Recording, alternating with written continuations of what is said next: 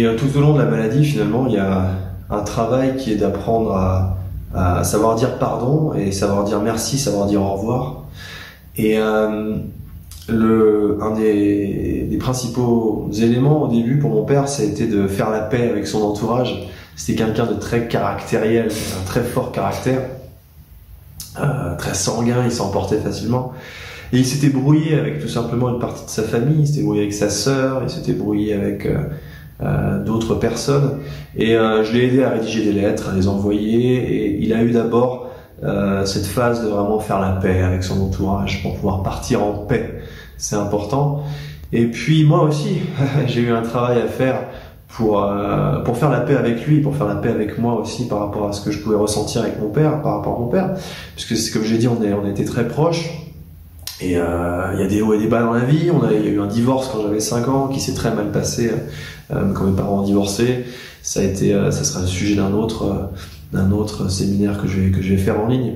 Mais bon, il y a eu beaucoup de hauts et de bas dans notre vie de famille. Et comme voilà, il n'y a pas de famille parfaite, hein, faut pas croire que la famille ricorée c'est la réalité pour la plupart des gens, c'est pas le cas.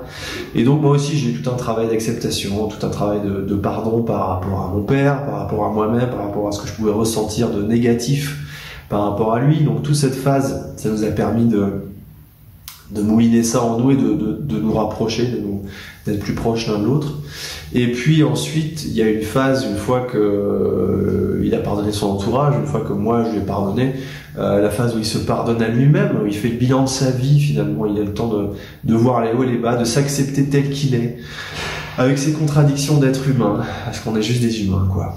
Et de s'accepter tel qu'on est, et puis de faire ce travail-là, et petit à petit d'éteindre la télévision, d'arrêter de regarder le rugby et le foot, et puis juste de respirer, de méditer, de se tenir la main, d'être présent. Et même si c'est dur, plus vous allez pouvoir être présent pour votre proche qui est malade, plus vous allez être là les derniers mois de sa vie, plus ce sera facile après pour vous de faire le deuil et de vous reconstruire après.